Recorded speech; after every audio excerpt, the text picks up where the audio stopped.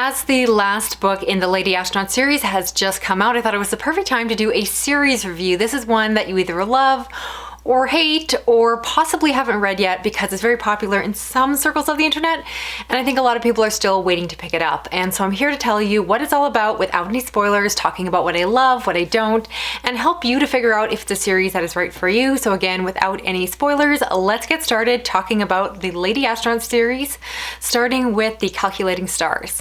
So the first book is set in the 1950s, where we follow Alma, who is a mathematician who is working as part of the space program. Her husband is heavily involved as well. And right at the beginning of the story, there is this climate event that causes the acceleration of the space program. Essentially, there are calculations made to show that humanity will not be able to live on Earth for very long. And so there is a accelerated pressure to move off the Earth to colonize other places, and thus begins the push of the space program. And with that also brings in the alternative timeline where we have the female role in that program accelerated as well. And so we follow this young character, Alma, who is very self-conscious, she's very anxious, and ends up getting unintentionally thrust into the position of being the token lady astronaut and is seen as the face of the women going into space, whether or not she wants it or not. There is more going on within the story, and with the further books, it does move from the past into more of a futuristic setting as we get to see how the space program accelerates even past where our space program is now. And it's definitely one in terms of a series that I think is going to be polarizing. Some people will love it, some people won't. And I'm going to try to help you figure out, based off my opinions and what I think about it, whether or not you should read it if you haven't already. If you have read it, I'd love to hear from you down below. What do you think of it? Is it a favorite? Is it not? And again, love to discuss all those things down below. So first and foremost, I always recommend the series to anyone who loves something character focused, even if they aren't necessarily a science fiction reader. I actually think this one is very approachable to those of you that are more about the characters and read in other genres and are looking to get into science fiction. I do find this one to be quite accessible because it is really about the characters and their journeys. We see their growth, their struggles, their motivations, and as the series progresses, those characters become more complex. And characters that start out as somewhat of stereotypes really do become more nuanced as you learn that they have different backgrounds and motivations, and you realize a lot more about why they are who they are today, which I found to be very fascinating. There is an aspect of the story that can be described as hard science depending on your definition, or specifically it has some realism and accuracy in terms of how the space program is represented. Again, as the series progresses, we do move into more futuristic technology, but everything is very much grounded in the baseline of what we understand today as what is possible and going along with that. And so you have that piece, and then especially in the first couple books, you also have a main character who is a mathematician. She is a human calculator and is very sharp when it comes to being able to process and plan for, again, orbital mechanics and pieces like that. So you do have that aspect to it. But again, I would honestly say that while those aspects for me were very interesting, they're somewhat tangent to the story of, again, our main character, her journey to becoming an astronaut, and then all of the supporting characters and their role along the way. So those are things that are explored, but very much within the context of this character growth and really seeing what humanity does over time. So with this one, I love how it explores and looks at the ramifications of what would happen if we had to leave Earth. So again, you have the space program, but then as the books progress, there's also a lot of tension and rebellion on Earth, because while we are trying to get people off the Earth to survive and have humanity continue, I think we know in most of these situations that the plan is never to get everyone off, that we do not have the short-term capabilities to save everyone.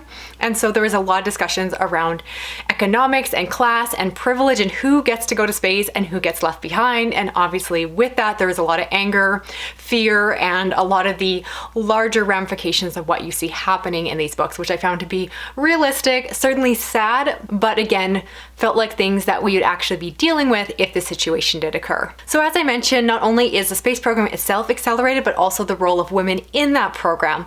And that is at the major forefront of these books, especially at the beginning. So you have this female astronaut who potentially gets the ability and opportunity to train and possibly actually go to space. And so the story follows her and progresses her as well as the other women around her.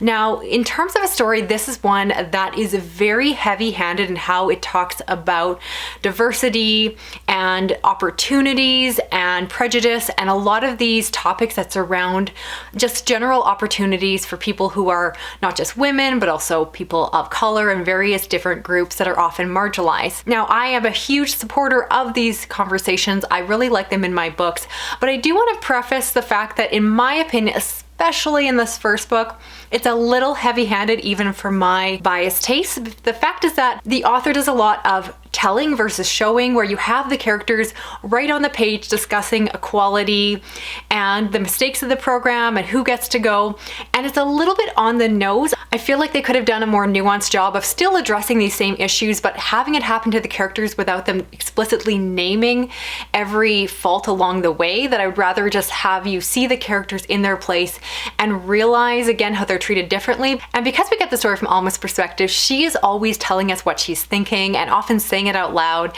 and it's just very on the nose how she feels about these issues. I again love everything that's in these books. Obviously, I'm a huge proponent of seeing the women's movement and growing into different roles that were previously considered to be men's roles. I adore everything this book stands for and the series stands for, but I wish it was more nuanced. It does become more so in the later books, but it is, in my mind, a weakness of the series, just because again, I think it's more powerful, more moving, more motivational. If you actually want to change someone's mind, is to show them rather than tell them how things should be. And that is something that even on reread, and again, I personally do love this series, I wish had been done a little more subtly. Going along with the character work, we also have the fact that Alma, as I mentioned, is very anxious. She has huge anxiety to the point that it is very much clinical, and she's an interesting character to have as your protagonist. I think there's a lot of criticism in current media of women characters, specifically female roles, being these Mary Sue. So you have someone like Rey from the new Star Wars movies, where she is just amazing and great at everything and really does not struggle. In a lot of ways, Alma is a great counterbalance to that because she does have her flaws. She makes mistakes, she gets in her own way, and she's very unconfident. She doesn't believe in herself and really needs other people around her to prop her up at certain points in time. And I think that she is a very realistic character. There's probably parts of her personality that exist within me, but even if she is a really realistic character, I don't always love reading from her perspective. It's sometimes frustrating when you see her put her foot in her mouth and say things that she shouldn't, and just lacking confidence and having to watch her be the barrier to a lot of things within these stories, where it's not someone else stopping her from reaching her potential, but her getting in her own way. So it's a little frustrating, even if it's realistic. In the later books, we have a larger focus on a side character, Nicole, and I probably share less in common with her. She is that fierce feminine woman who gets so many things right and just is strong and powerful, but I liked her more as a character because she is more that strong female character that is more popular today. She certainly does have her flaws, so I would not call her a Mary Sue whatsoever, but it is strange that I actually prefer the side and supporting characters a little bit more than the protagonists here. I love that it's a character focused story, but I actually don't find Alma to be my favorite character. I'd love to know if other people feel the same. If you disagree, totally fine. And we also of course have characters like Parker, who at the beginning of the story in my mind is very much a stereotype of a certain male professional who is looking to exclude women from their profession, and then as the story progresses, they become more complicated. They never take away those pieces of his personality altogether, but he grows as a character, and then we also understand him better, which even if he's still doing things that might be frustrating, we better understand where he's coming from. And again, I think it's just great that it's nuanced, he's black and white, and there is no perfect version of him. He is just who he is, but he becomes more well-rounded as we get to know him. When we get to see him from different characters' perspectives, it really helps to round him out. And that is, I think, what the author does best, is creating side characters that are so well balanced. So as you probably caught as I discussed this book, this one does deal very heavy-handedly with several themes. So you have discussions of racial inequality, gender inequality, a lot of mental health discussion, especially focused around anxiety. And then it also introduces some other topics in in the later books from different side characters. So a couple that really hit home for me, because if I'm honest, a lot of my personal love from the series comes from the fact that it hits on a couple topics that I don't often see represented or represented well, and again, really hit me in some personal way. So the first one is something I've shared recently, talking about the fact that this character has an experience as someone with an eating disorder, and I love the representation of someone who is not a young teenage girl trying to lose weight, but rather a grown woman, a professional, a married woman, and yet she still struggles. At the time we were reading the book, she is more in remission rather than a full-blown eating disorder, but you still see it affecting her every day. You still see the choices she has to make, the temptations she fights again, and how it affects her other relationships.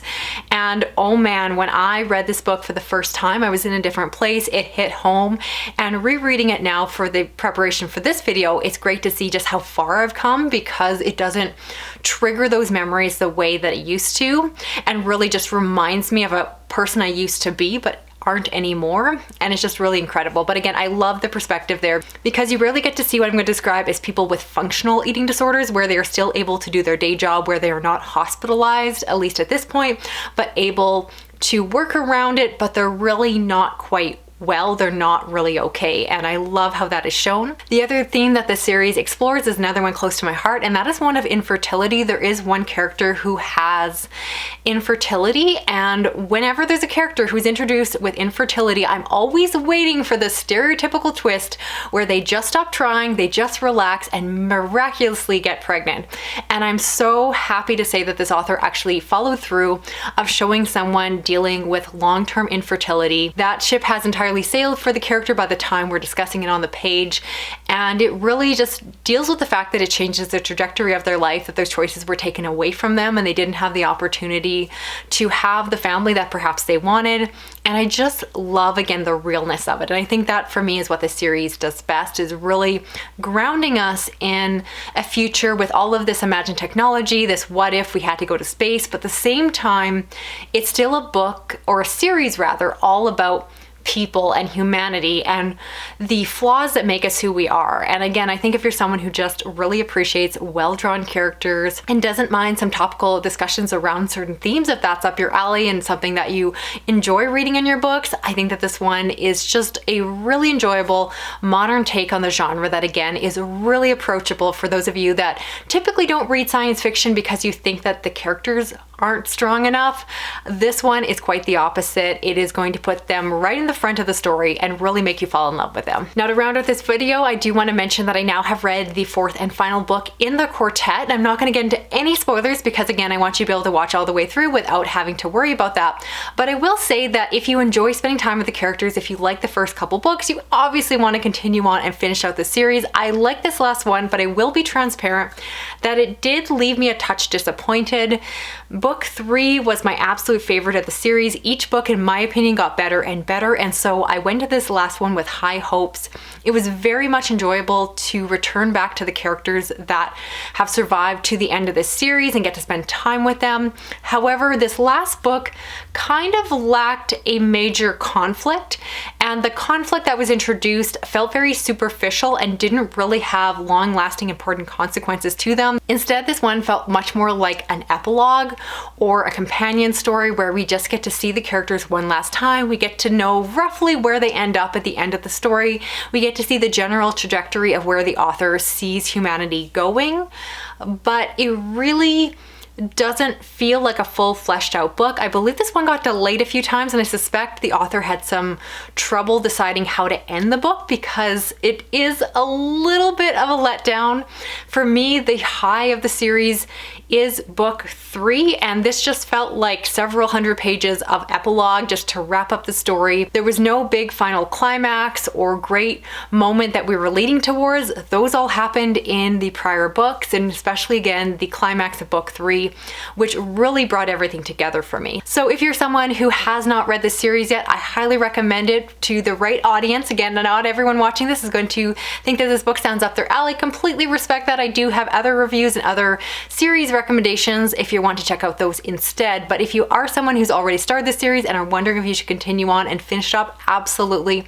I do think that the series for the most part gets better in book 2 and then book 3. And while book 4 is not the strongest in my opinion, if you've gotten that far far, you might as well wrap it up. The final book is very short. It's a fast read, and again, even if it didn't have a punchy climax, I was still happy to spend one last hurrah with the characters.